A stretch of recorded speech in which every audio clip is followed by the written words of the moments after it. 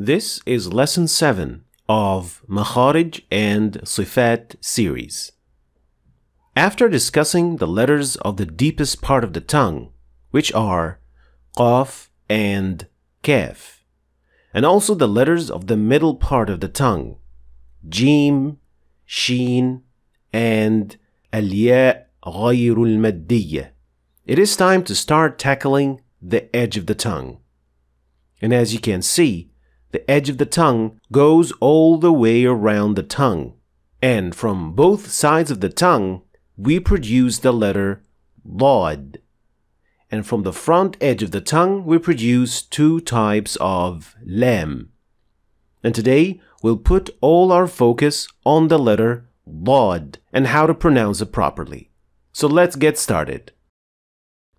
To perform the letter Dad with sukun, which is the pure Dad sound, you'll need to perform two actions with the tongue.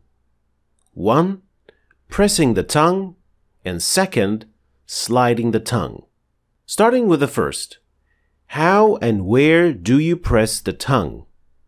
Well, the entire edge of the tongue will be making contact with the roof of the mouth.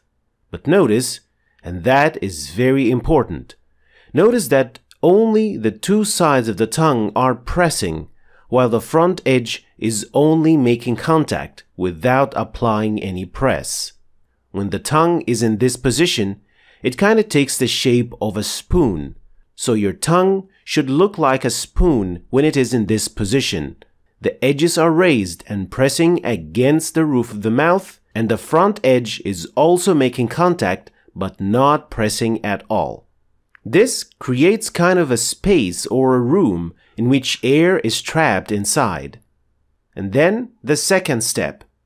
The second step is sliding the tongue slightly forward up to the point that the front edge of the tongue is almost touching the back of the upper front teeth.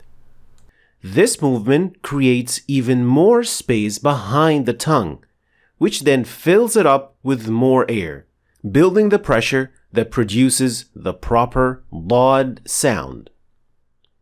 Alb, alb, alb. So shaping the tongue like a spoon and pressing its sides against the roof of the mouth, while the front edge is only making contact, then sliding the tongue forward. Notice how the room inside the tongue expands as it slides forward, creating the pressure that produces the sound. Fadl, yadrib, afadtum. So how do you know if you are getting it right?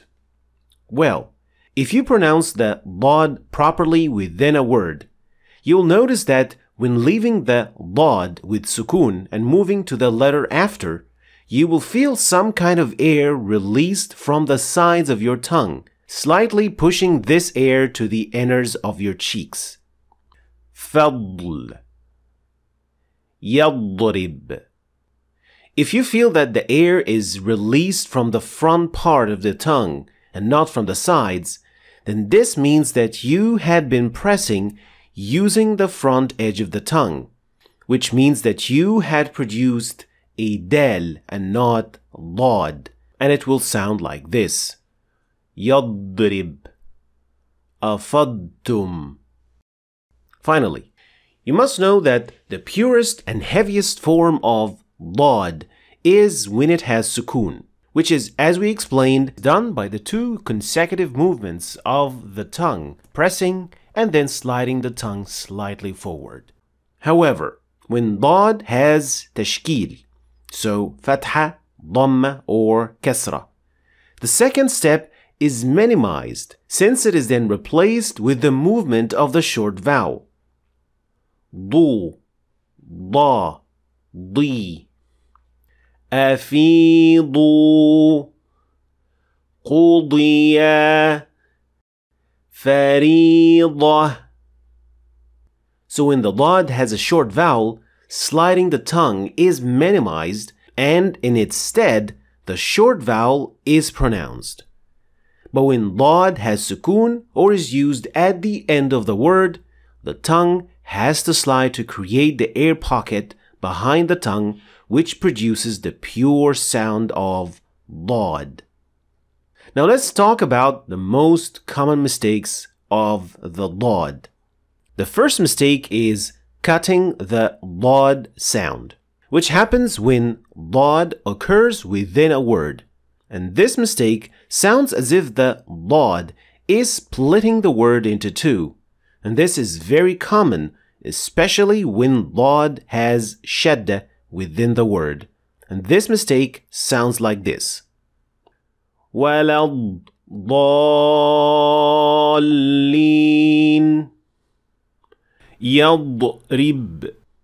So here it sounded more like the word is being split into two parts, while this is supposed to be pronounced as one single word. وَلَا الضَّالِّينَ يَضْرِبْ.